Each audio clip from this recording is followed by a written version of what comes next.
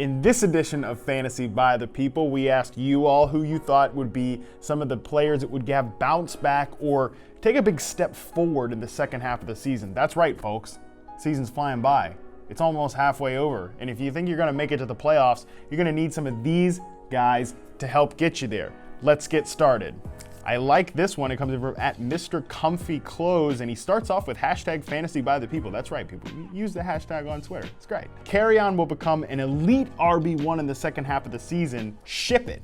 Hell yeah, man. Kerryon Johnson rocks. He has 19 carries in his last game. I loved it. He really broke out against the Dolphins, had a big rushing game. Here's the problem, though. I don't know that he's going to be an elite RB1. This is a little aggressive, Mr. Comfy Clothes, but nevertheless, like the prediction that he's going to have a better second half of the season. If you have Kerryon Johnson on your team, I think you start him every single week from here on out. Next. This one comes in from @ArcDog, and it's about the big news of this week, which is, of course, Amari Cooper was traded to the Dallas Cowboys for a first-round pick. Interesting, and he, of course, suggests Cooper, with this sweet route here from a couple of years ago, is the guy that is going to have a better second half of the season. I don't think so, man. Receivers changing teams, not good for fantasy. They got to learn a whole new offense. They got to get their communication down with the quarterback. And oh, by the way, the Dallas Cowboys are one of the lowest volume pass attempt teams in the NFL. Don't like this for Cooper's fantasy value for this year, although he definitely needed to get out of Oakland. So no, I'm going to disagree with you on this one, Jason.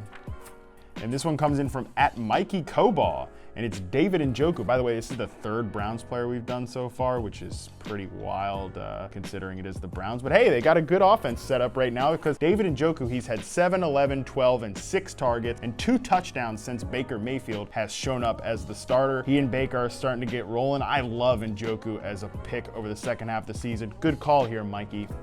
This one comes in from @FF Dungeon Master, and he says, nowhere to go but up, with this gif of Leonard Fournette doing a little shrug. I'm going to disagree with you, Mr. Dungeon Master, because if and when Leonard Fournette comes back, he's going to come back to a Jaguars backfield that is going to be split 3 ways between TJ Yeldon, who's played pretty well this year, Carlos Hyde, who they've just traded for whatever reason, and the guy that they mistakenly took at number 4 overall, one Leonard Fournette. 3-way split in a backfield between a team that's not looking very good right now at all in Jacksonville. I'm a hard pass on that one. No, I don't think Fournette belongs in this group. Next.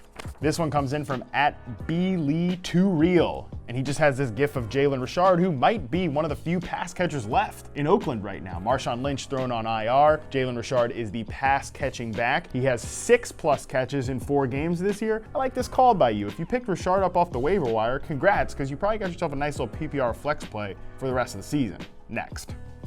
This one comes in from @JigZ04, and it's just a gif of Josh Gordon. No pictures needed. I mean, does Josh Gordon lead the league in totally badass gifs? I think his badass gifs to games played ratio is actually leaning more towards the badass gifs, but he does look great in this one, and he's trending up. Absolutely, he has played 26%, 81%, and 95% of the team snaps in his 30 games with New England. He's getting rolling. I do think he's gonna have a nice second half of the year. Josh Gordon, fire him up.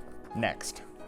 This one comes in from @Travis Soders. Sure. Always struggle with the Twitter handles. The targets have to translate eventually. They have to. And he's talking about Stefon Diggs, Minnesota Vikings receiver, who's currently overshadowed by Adam Thielen, who's gone over 100 yards in every game this year. And I agree with you, Travis. Look, I'm a big Diggs fan myself, and I think that the targets do have to translate. He's averaging over 10 looks a game right now. That volume is going to come and turn into production soon enough. I'm still riding with Diggs, even though obviously he's going to get outscored by Adam Thielen, who's just a total monster right now, playing like the best receiver in football here in 2018. But some love is going to come Diggs' ways. Don't you worry about that. Next.